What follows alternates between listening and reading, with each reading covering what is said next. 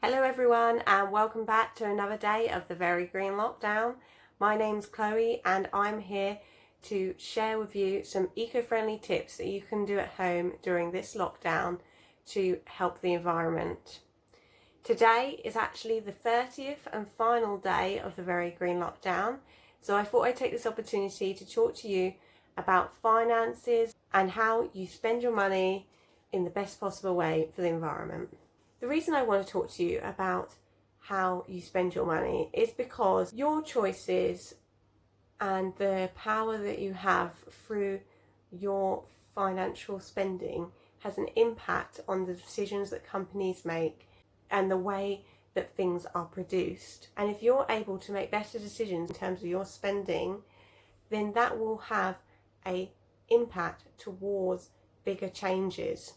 Ethical consuming is really about thinking about where your stuff comes from and really, do you agree with what has happened to get that to you? So here's a definition for you, okay? Ethical consumerism is a form of political activism based on the premise that purchasers in markets consume not only goods but also implicitly the process used to produce them. From the point of view of ethical consumerism, consumption is a political act that sanctions the values embodied in a product's manufacture. By choosing certain products over others, or even whether to purchase at all, consumers can embrace or reject particular environmental and labour practices and make other value claims based on the ethical values they hold. So basically, what that means is that there is power in how we spend our money, and how we spend our money shows what we want, and if we show what we want, then producers and manufacturers are more likely to make a product the way we want it, so they sell more of it. A lot of people think that becoming an ethical consumer is really expensive, and some of the products out there are expensive, but it really depends on what your lifestyle was like before and how it will be after. For example, if you were a massive meat eater before and you're going to become a vegetarian, you're obviously going to make a saving. If you were someone that spent all your time driving around and you've decided that you're going to spend more time walking, you're going to make a saving. So there are a lot of savings to be had in actually going ethical. Over the past 30 days, I've been talking to you about a lot of different things that you can do around the home, and a lot of these have involved buying products. I've mentioned a couple of places and brands that you can buy from, such as Ethical Superstore. There's also Green Turtle, which I haven't mentioned, is another one. But there are also websites that actually provide you with information about the different brands that are out there, and also comparing the differences between different materials and resources. Two to mention are ethicalconsumer.org. That is actually very similar to the website Which, and it seems to compare different brands between each other on different categories such as food and drink, travel, so it gives you a good overview. The other one that I wanted to mention that I've come across is called Heal Label. They actually provide you with information about specific ingredients and specific raw materials that you might not know enough about and you might want to investigate. For example, this graph here is from their website. It actually tells you the different carbon footprints of individual foods that have been surveyed. So it's just really interesting to have a look at. You might also look at a specific example such as soy, which is quite controversial, and be able to understand why it's controversial and the problems with it. Also important to think about the big things in terms of your finances and how you plan to spend your life and invest in your life. So an example of this is children, which you might not think automatically as something to do with finances, but if you don't think that having a kid would have an impact on your finances, then I would say that you need to have another think about that. It makes it more difficult for you to spend more ethically, and it will have an impact on how much you need to consume.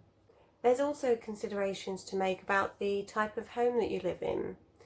We are living in a culture where people want more and more and more, whether that's stuff or the house that they live in so that they can show off, entertain people occasionally, always have spare bedrooms available.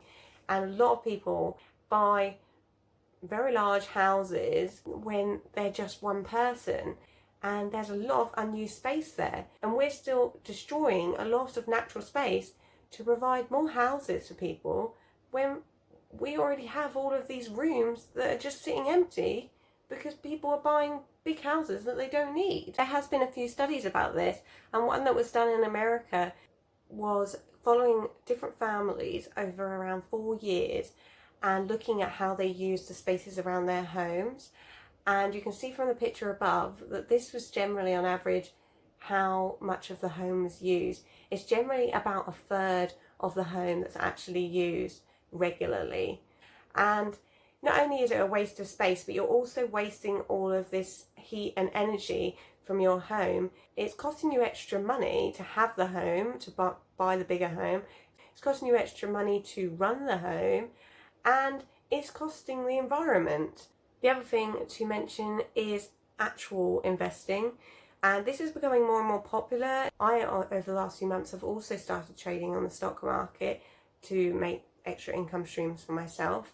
But I made a vow as soon as I did it that I was not going to fund anything bad for the environment.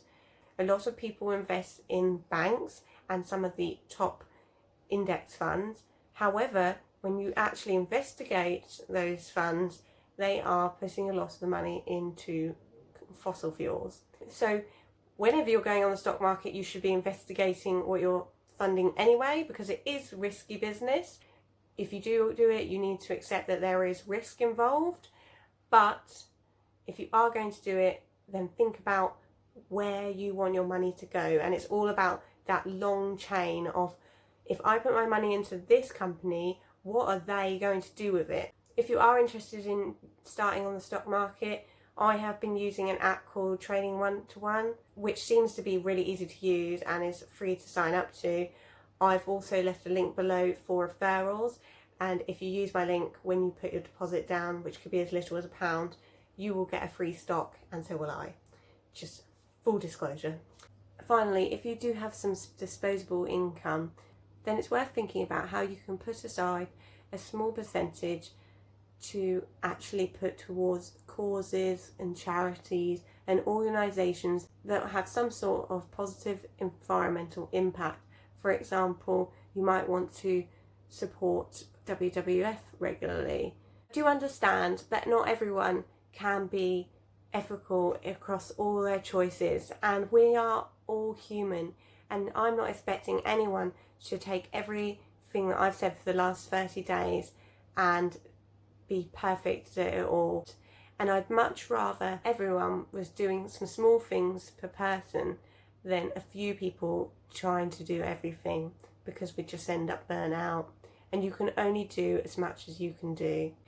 Now, it's time to reveal the winner of the prize draw to win a special eco-friendly gift box from Authentic House. And thank you so much to everyone that decided to write a comment to tell me how they've been helping the environment during lockdown. It's been really nice to hear from people and find out what different people are doing, and really nice to know that these videos have been useful to those of you that have been watching. Now, the lucky winner has been randomly selected this afternoon, and I am happy to announce that the prize winner for the Very Green Lockdown is Vicky. Congratulations, Vicky, and I will arrange to send out your gift box shortly, and I hope you will let us know what surprise eco-friendly gifts you receive.